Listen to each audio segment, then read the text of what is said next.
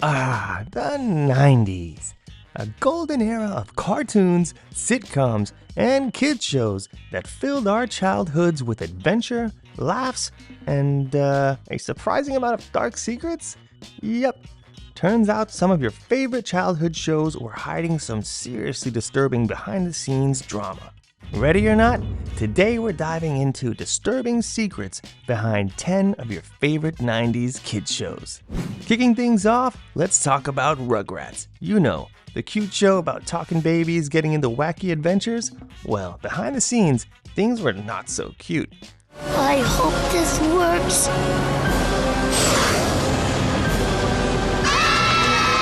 Turns out, the show became a war zone between its creators and writers. Paul Germain, one of the main producers, had so many issues with Klasky Suppo that he actually walked out, along with the entire writing staff.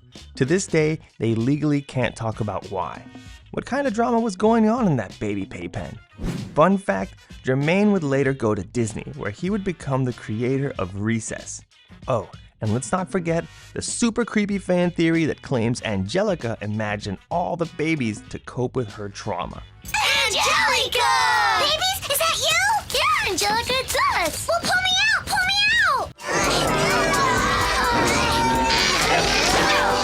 out! According to the theory, Angelica created the other babies in her mind to deal with her neglectful parents. She based their personalities based on the traits of their parents, as the original children suffered terrible fates like Chucky dying along with his mother. And she created the adventures in order to stop herself from going mad. Yikes! Thankfully, the creators stepped in to shut that one down. But still, that's definitely gonna give me some nightmares tonight. Next up, The Fresh Prince of Bel-Air. Will Smith brought us one of the most iconic sitcoms ever. But did you know he only took the role because he was broke? Yep, thanks to some bad money management and the IRS breathing down his neck, he owed $2.8 million in taxes. So when the show came knocking, he had no choice but to say yes. And for the first 3 seasons, the IRS took 70% of his paycheck. Ouch. Also, remember all those times Jazz got thrown out of the house? Looks like you eat here often.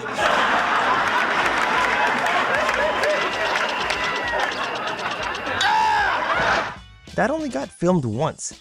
This required on-location filming, which could get very expensive. That's why he was always wearing the same shirt whenever Uncle Phil sends him flying. Talk about a budget hack. Our next disturbing fact features Brian Funny. If you have no idea who that is, stay tuned. Doug Funny was almost Brian Funny?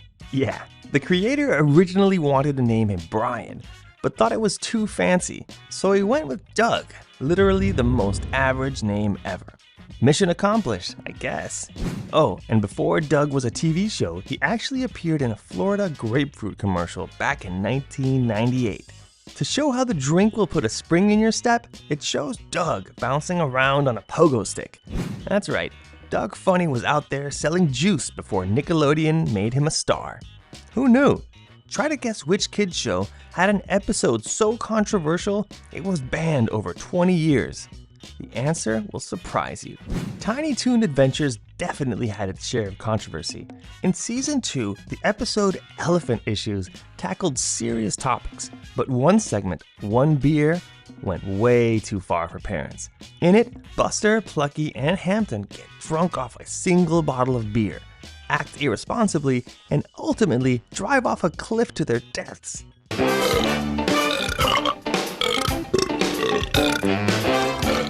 Yeah, pretty dark for a kids show, right?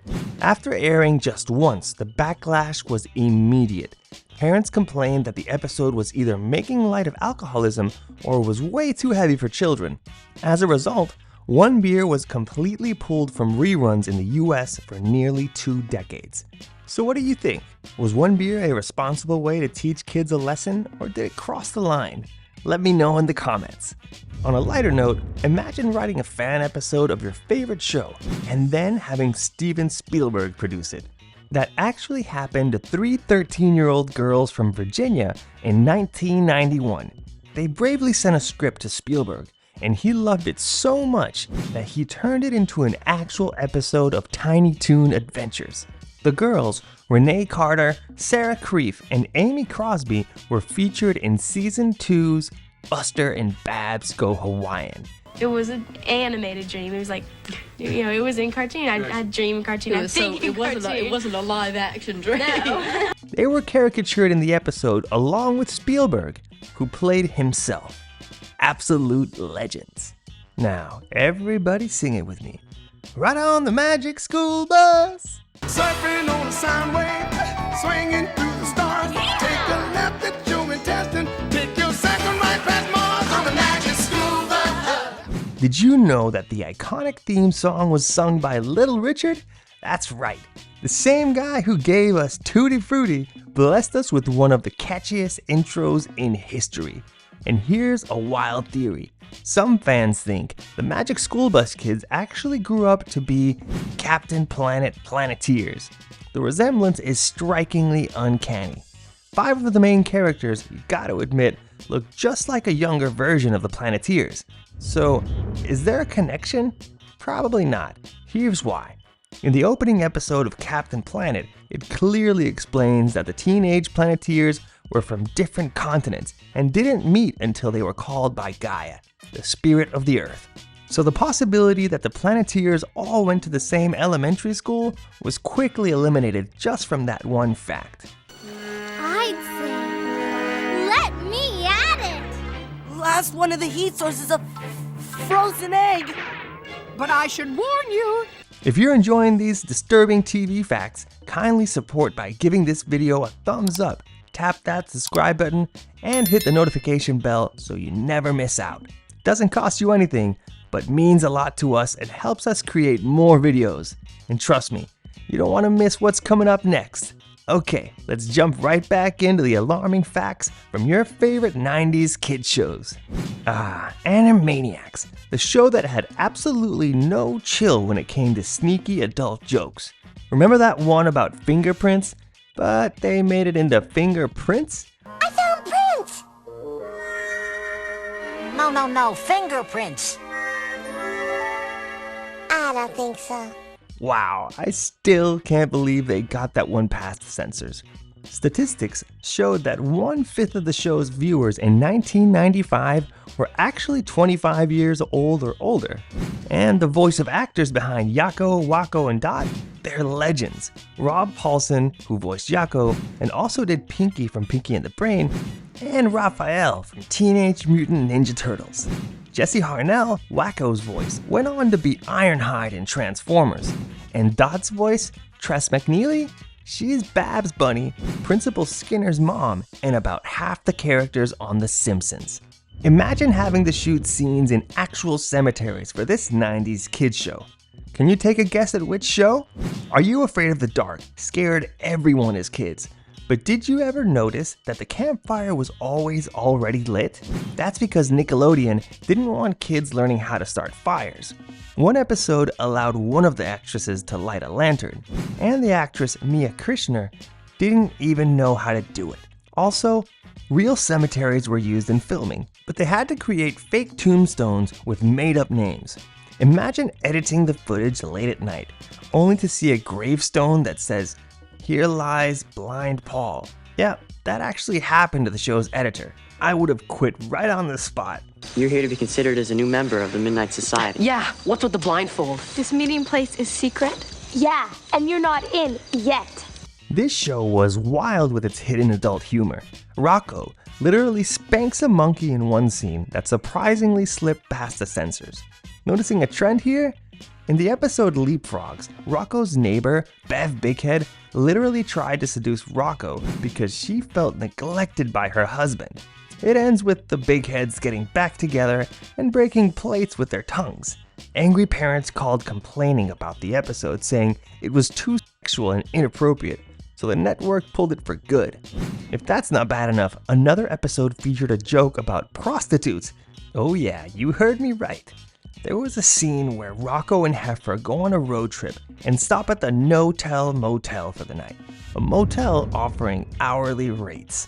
Well, if the show's creator Murray and his team had left it there, they might have got away with it. But they decided to ramp it up even more In this episode, Rocco and Heifer go to the front desk to get a room. The character at the front desk says to them, "All night?" Surprised, then exclaims with excitement, "Wee-hoo!" How long you want? Just till tomorrow. All night? Okay. Needless to say, that scene was removed from all the US future broadcasts. Let's just say some jokes definitely went over our heads as kids. Who else remembers dinosaurs? Well, get ready to be highly disturbed. Baby Sinclair's voice actor was Kevin Clash, aka Elmo. But he later faced some accusations, such as child abuse, and later accused of multiple child molestation charges. These charges were eventually dropped, but ultimately forced him to leave Sesame Street. Yikes! And if you were traumatized by the series finale, you weren't alone. In the final season in 1994, the last episode explained that the dinosaurs were being destructive to the Earth and dropped bombs in volcanoes to cause rain due to the drought, but backfired and made snow. The show literally ended with the Ice Age killing off the entire family. It was so dark that ABC had to put a viewer discretion warning for children before the episode aired. Well, I don't exactly know. But whatever it is, nobody's gonna leave you. That's right, little guy.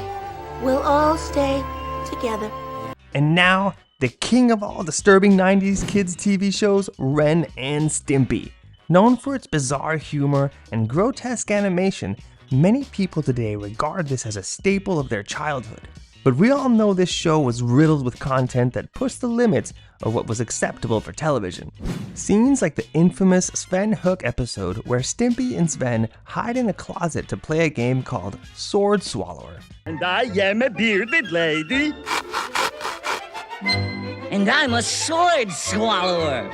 Honestly, I have absolutely no idea how that got past the censors. And let's not forget how emotionally and physically abusive Ren constantly was towards Stimpy. Can you believe that the real horror wasn't the things on the show that you knew about, but they were behind the scenes of the show? John Kricfalusi, the show's creator, was exposed in a 2018 BuzzFeed report for grooming and engaging in relationships with underage girls while he was in his 30s. Two women, Katie Rice and Robin Bird, came forward, revealing how John K. not only pursued them as teenagers, but also flew them out to his home and gave them jobs on the show. Industry insiders claimed it was an open secret for years, and still nothing was done. While Ren and Stimpy remains a cult classic, its legacy is forever tainted by the disturbing actions of its creator. Phew, that was a lot. Which one of these secrets shocked you the most? Let me know in the comments, and if you want more deep dives into your favorite childhood shows, don't forget to like, subscribe, and hit that notification bell. See you next time.